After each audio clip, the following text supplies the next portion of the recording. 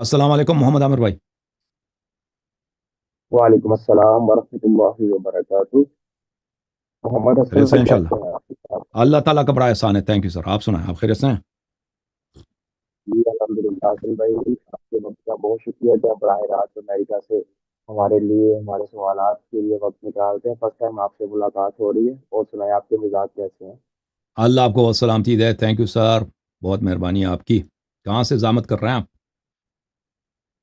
محمد حسن بھائی، میں پاکستان سے آپ کی خدمت میں حاضر ہوا ہوں چند تھینک سوالات یو لے سو کر۔ مچ. تشریف آوری کا بڑا شکریہ. حکم کریں جناب.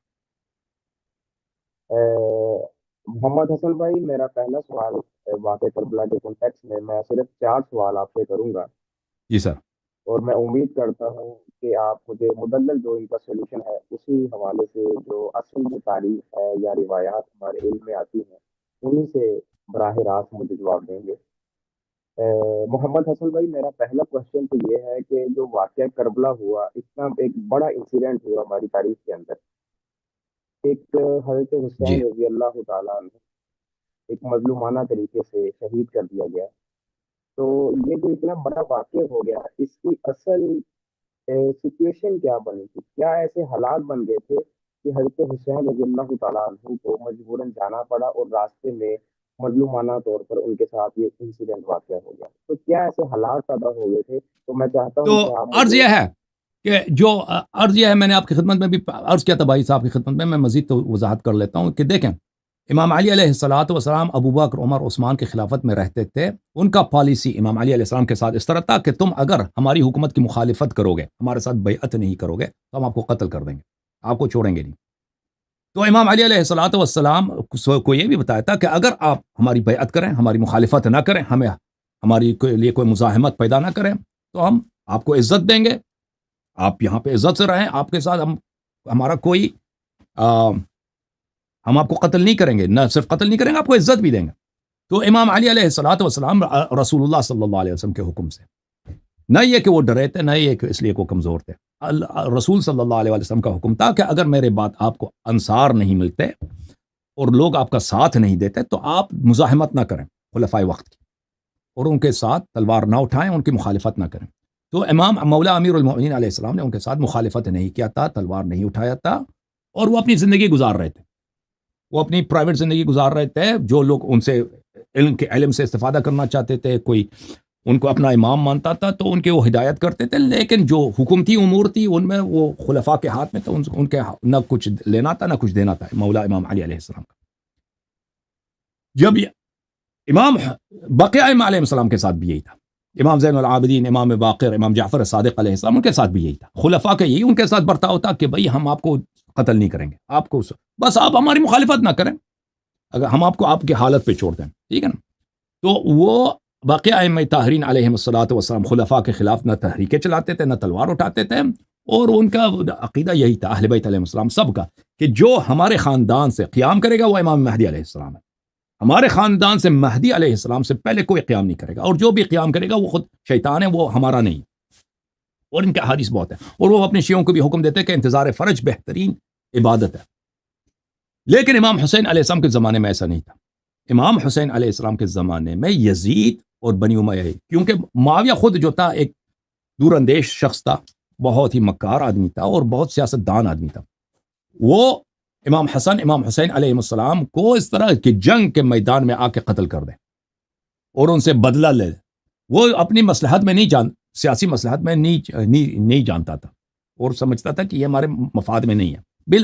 ہم سب کچھ دنیا ہمارے ہاتھ میں, حکومت ہمارے ہاتھ میں, ہمیں کیا ضرورت ہے اپنے لیے ایسا مشکل پیدا کرنے کے لیے.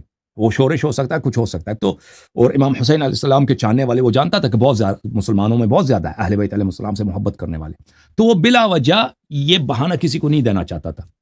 اس نے اگر امام حسن علیہ السلام کو قتل بھی کیا تو ایسے قتل کیا کہ اس کا کوئی اس کو معاویہ سے ربط نہ دے سکے, ٹھیک ہے نا. اس نے چپکے سے زہر دلوا دیا. اب ثابت کرو کہ معاویہ نے دیا, یہ تو ناممکن کام ہے. اس زمانے میں معاویہ کے لیے انکار کرنے کے بہت سارے طریقے تھے, لیکن جب حکومت یزید کو ملی ہے, یزید کے پاس یہ طریقہ کار نہیں تھا. یزید کا یہ تھا کہ ہم امام حسین اعظم بیعت کریں یا نہ کریں, ہم نے ان کو قتل کرنا. امام حسین علیہ الصلوۃ والسلام کو قتل بھی اس طرح نہیں کہ چپکے سے اس کو زہر دے دیں, نہیں, قتل اس طرح کرنا ہے کہ بھئی ہم نے بدلہ لینا بدر کا، احد کا، فتح مکہ کا، رسول صلی اللہ علیہ وسلم نے بدلہ لینا کہ ہماری جو بے عزتی ہوئی ہے، ہمارے خاندان کی بے عزتی ہوئی ہے، بدر میں ہمیں شکست، احد میں شکست، احزاب میں بدترین شکست، حنین میں ہماری بے عزتی ہوئی ہے، فتح مکہ ہمارے خداؤں کو ان لوگوں نے توڑا ہے، تو یہ تو پیغمبر صلی اللہ علیہ وسلم کو قبر سے نکالتے کہ بدلہ تو نہیں لے سکتے تھے نا. تو ان کے خاندان کے ساتھ، کیونکہ ان کا ذہن جاہلی والے ذہن تھا، قبائلی ذہن ہے کہ بنی ہاشم نے ہمارے ساتھ جو کیا ہے ہم بنی ہاشم کے ساتھ وہی کریں گے.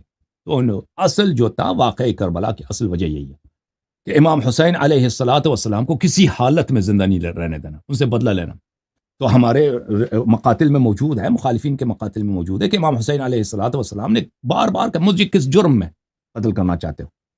روز عاشور امام حسین علیہ السلام نے اپنے خطبے میں کہا کہ کیا میں کلمہ کا منکر ہوں، شہادتین کا منکر ہوں، کیا میں نے دین میں اضافہ کیا ہے، کیا میں نے دین سے کسی چیز کو کم کیا ہے، کیا میں قرآن کا منکر ہوں، کیا میں نے کسی کا قتل کیا ہے جو تم مجھ سے ادھر جنگ کرنے کے لیے آئے ہو.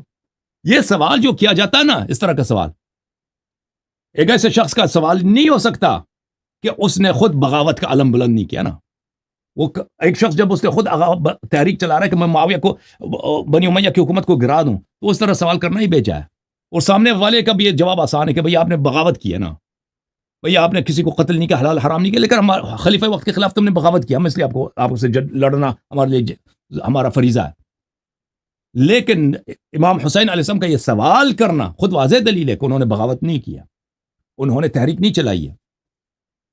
اور یہ سوال کرنا ہی اس بات کی واضح دلیل ہے کہ وہ اپنے آپ کو ایک بے گناہ، ایک ایسا شخص جو پرامن زندگی گزارنا چاہتا ہے ایک کونے میں رہ کر، اس طرح اس آنکھوں سے دیکھ رہا.